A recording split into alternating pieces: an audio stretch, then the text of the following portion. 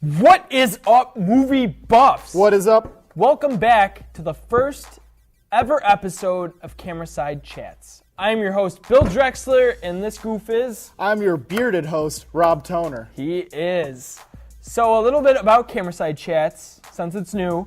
We are an independent movie talk show, basically. Trailers, news, reviews, you name it, we do it. We're here to please you. Yes, please you we will, ladies. So...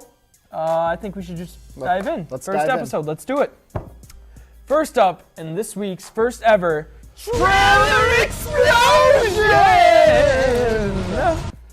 We'll be talking about 3 trailers for you, ladies and gentlemen. First up, the first trailer for Monsters University premiered.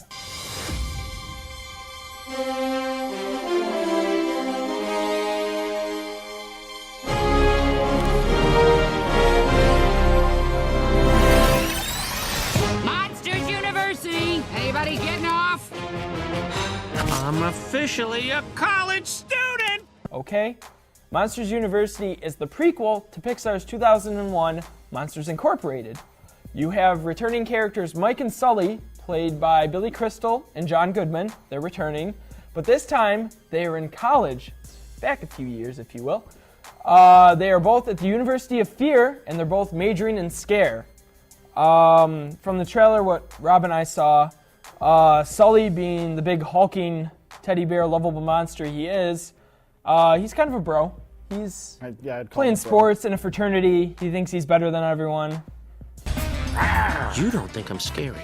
You're not even in the same league with me. Your hands are as big as my face. That is crazy! Chet, calm down. I'm sorry. I'm gonna scare circles around you this year. You gotta be kidding me. Oh, scary. And Mike, he's just trying to get by, trying to get his degree, but he's getting picked on. He's acing every test, though. Yeah, he's got brain power. Kids stay in school. I'm excited for this to show how their friendship built up, because the first one they were just like, boom, we're friends. Yeah. Showing some animosity between both of them. They are roommates. That's where they meet. Yes. And I expect to see some shenanigans. I'm pretty sure there will be shenanigans. It's college. We can only hope. Yeah. College is the place for shenanigans. And studying. And more studying. More studying than shenanigans. The second trailer we have is S-VHS, or VHS 2, which is what they renamed it to.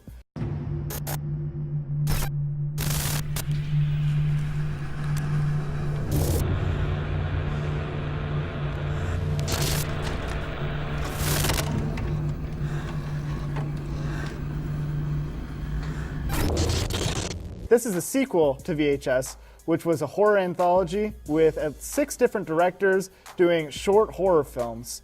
This was probably one of the scariest movies I have ever seen.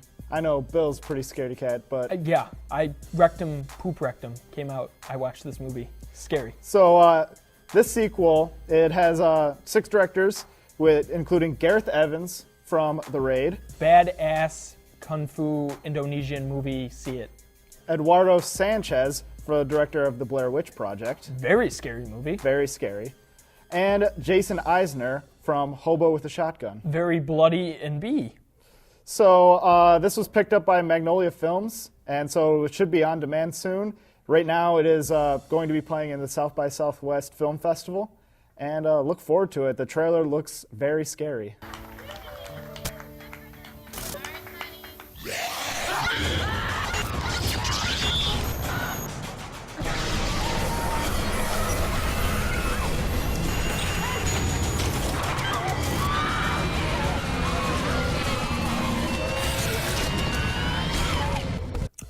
If you haven't seen VHS, see it. I don't know if you mentioned Netflix Instant. It's on Netflix Instant. I highly recommend it with a large group of people, the lights on, and... A Cool Runnings Cool Down. Yeah, Cool Runnings Cool Down. Because after we watched it, we had to watch Cool Runnings, and I slept with the lights on. And by slept, I mean I stayed awake with a knife the whole night because I was terrified. Very scary movie. Don't judge me. Moving on, this one I'm really excited for. Me too. The extended Iron Man 3 trailer came out.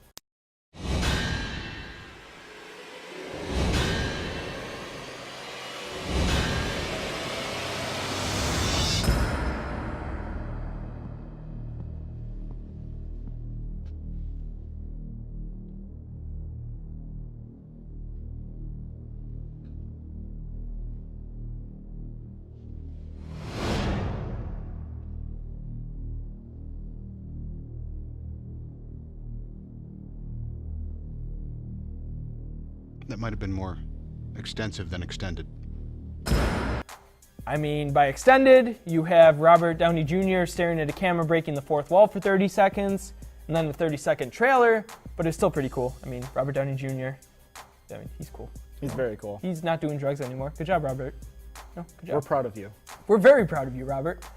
I don't know. I'm excited for this. You got his new suit flying through a blowing up Air Force One, catching mad loads of people. You got shots of the Mandarin, played by Sir Ben Kingsley. I mean, he's got his intelligence versus Tony Stark's intelligence, two of the smartest people In the Marvel universe. True. Fighting, and that's it's gonna be cool. I'm looking forward to it. Jon Favreau is not directing this. He directed the two previous Iron Man films. Right now we got Shane Black as the director right now. He's from Kiss Kiss Bang Bang. And It also starred Robert Downey Jr. maybe they're in love. Let's hope. One Make can some only movie hope. magic. Movie magic. I'm so sorry I put you in harm's way.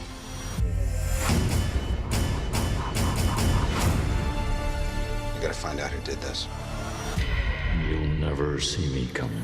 Guys. Jon Favreau seemed to be a safe bet for the previous two films. Iron Man 2 was not as great as Iron Man 1. I feel like they're taking a risk by switching directors. Let's see where it goes. For those of you who don't know, Iron Man 3 is the start of the Marvel Phase 2 cinematic universe. So in May 3rd, you have Iron Man 3 coming out, followed by Thor 2, then Captain America 2, then Guardians of the Galaxy, and then the Avengers 2. So look forward to those and stay here for your latest superhero news, because that's what we're here for. We're here for you. Yeah. Also starring in this film, you have Gwyneth Paltrow reprising a role as Pepper Potts, Don Cheadle as War Machine in his badass Patriot armor. That looked very American. Guy Pearce is a villain. Don't know much about him yet. And yeah, I'm very excited for I look this. forward to May seeing it. 3rd cannot come soon enough. Yeah. Let's get into news. You wanna? Yeah, let's do ready? news. I'm ready. Are you ready? Yeah. Let's do news. News. Here we go. Okay. Start it off. So, a couple weeks ago, something wonderful happened. I think it's wonderful. It's definitely monumental. I don't know. There's a lot of opinions about it. So, a couple months ago, a guy named George Lucas, I don't know if you know him, but he created Star Wars. He sold Lucasfilms to Disney for billions and billions of dollars. Quite a few ducats. So George Lucas he's kaput. He's retired. He's old. He's not kaput. He's not dead. He's not dead. He's just retired. Okay. He's just in a summer home probably somewhere with a lot of money. With a lot of money. He sold Lucasfilms to Disney, and Disney's all like, you know what? We're gonna make 3 new movies because we're Disney and we own everything, and we like money. So it was just announced that none other than J.J. Abrams will be directing Star Wars Episode 7, a whole new trilogy. 7, 8, and 9, 3 new films. I am very excited. J.J. Abrams is a wonderful director. You have Mission Impossible 3. You have Super 8. You have Lost, Alias, those TV shows. He's a great guy. Bad Robot Studios. He's done it all. doing some pretty monumental things. The only awkward thing about this... What is that other movie that he's in? Yeah, that awkward moment. That other J.J. Abrams kind of rebooted Star Trek Yeah. for Paramount, and he's coming out with Star Trek Into Darkness. That's coming out soon. And now he's all like, hey, I'm directing a Star Wars movie. So you got Star Trek fans like, JJ, I thought you were ours. And Star Wars fans going, yeah, JJ, you're ours. And Super 8 fans going, JJ, what's going on? Yeah, what happened? You know, those fans, I feel bad for those fans. I don't. No, Super 8's a good movie, guys. Yeah, it's good. I'm very excited. J.J. Abrams does great sci-fi movies, and he can only improve Star Wars. Yeah, I feel like there's a lot of names being thrown out, like Brad Bird. Steven Spielberg? Yeah, but I feel like they stayed on J.J. Abrams, and I feel like that he can do the series justice. He said he's a fan, so he's one of us. He's one of us. I feel like that he could do a good job if he tries. He'll try. He's got a lot on his plate. Dude, Star Trek Into Darkness looks fantastic. he can only He'll improve try. Star Wars. Yeah, he'll try. It's also been rumored and kind of confirmed that Disney's planning 3 spin-off movies, one for Yoda, one for Han Solo, and one for Boba Fett. I'm not sure how they're doing that. J.J. Abrams is not doing that. 3 different movies. I don't know, Star Wars. I love Star Wars, except for the prequels. I'm not too sure about these standalone films because they have a lot of ties to the original George Lucas prequel trilogy. They kind of explained Boba Fett's past a lot. And so, like, there's not a lot that they could do that George Lucas has not really played the stepping stones for. So I'm really interested to see how the writers are going to get around those big, huge boulders in their way. But hopefully I have faith. I have faith. Disney, dude. I have faith. Disney, magical place, the most magical place on earth, if I'm not mistaken. It's pretty magical. Yeah. Next Next up. up. What's up, Rob? What you got? So, the BAFTAs, which, what does it stand for again?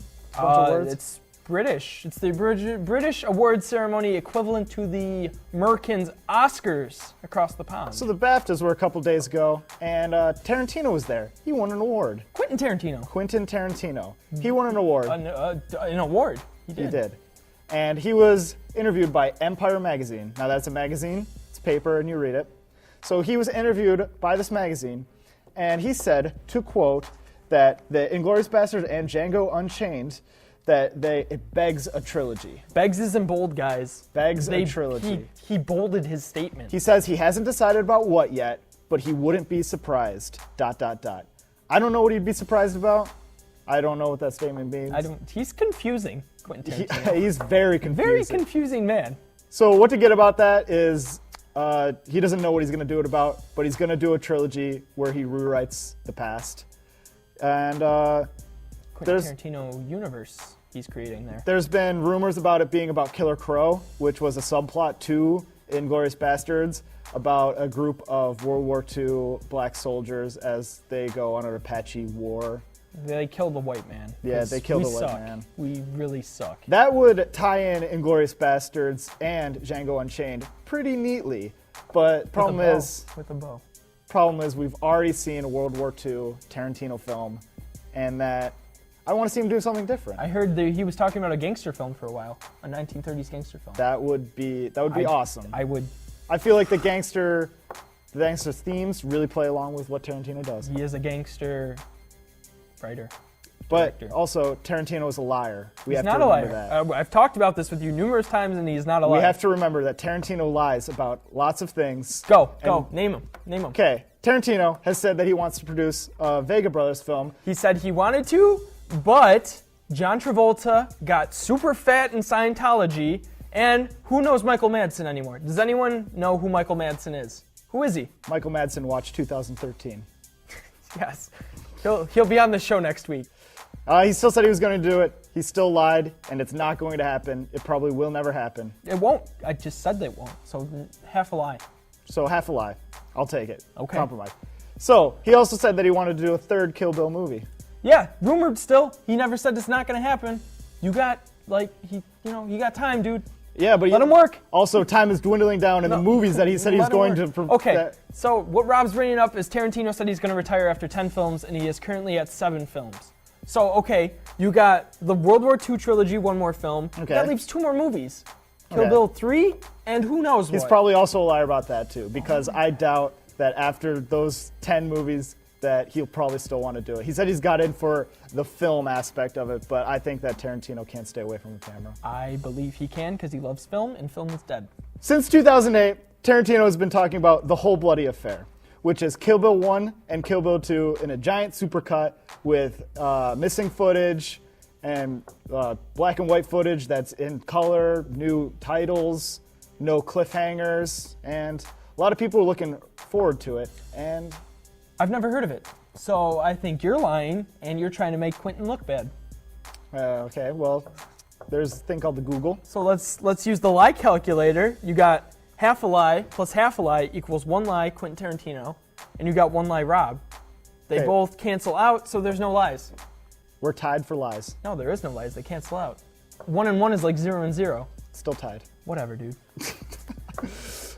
Anyways, Tarantino I'm excited. Make I your- love make your anything, third film. Anything Tarantino does, I will go and see.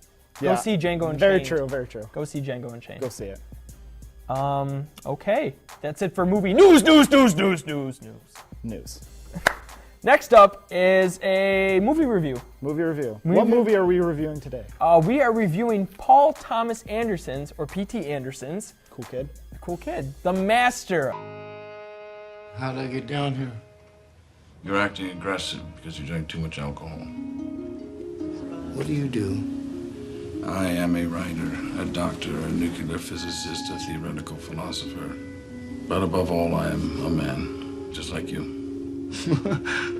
Me and Rob saw The Master. For those of you who don't know, Paul Thomas Anderson is famous for There Will Be Blood, Boogie Nights, Punch Drunk Love. Punch Drunk Love, Magnolia. There Will Be Blood. I said that. That was the first one. Okay. He's a really fantastic director. Cinematography-wise, all his films are absolutely stunning. I wish I could live in his movie universe, but I can't because this is real life. But we saw The Master, which is his latest film. It stars Philip Seymour Hoffman, Joaquin Phoenix, and Amy Adams. Who is Beautiful. beautiful. Beautiful Amy So Adams. beautiful.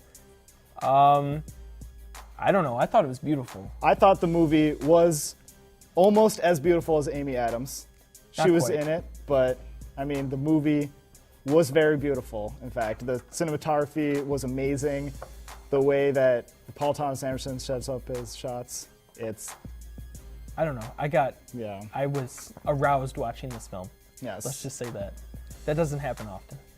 The story of Joaquin Phoenix as he goes through and basically is indicted into this cult-like religion, It's kind of like Scientology, but kinda. not really. Yeah, Not really Scientology, but kind of Scientology, but not really. but not really. But it is. So Philip Seymour Hoffman is the leader, and everyone basically looks up to him. His name's The Master. He's called very The full of Master. himself, but he should be because he's Philip Seymour Hoffman. And Joaquin Phoenix is kind of lost in his life, drinking paint thinner, drinking. He is a massive drunk. He drank paint thinner. Yeah. I've never seen anyone do that before. He did it.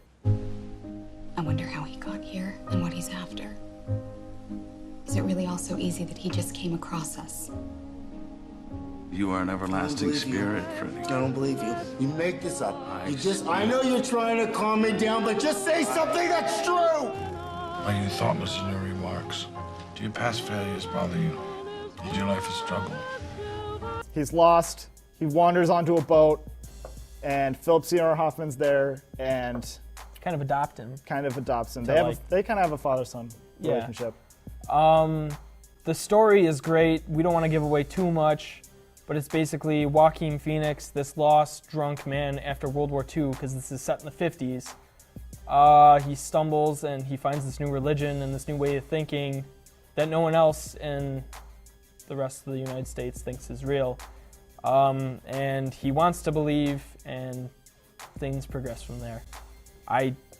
Paul Thomas Anderson, everything he does is, I don't know, it's remarkable.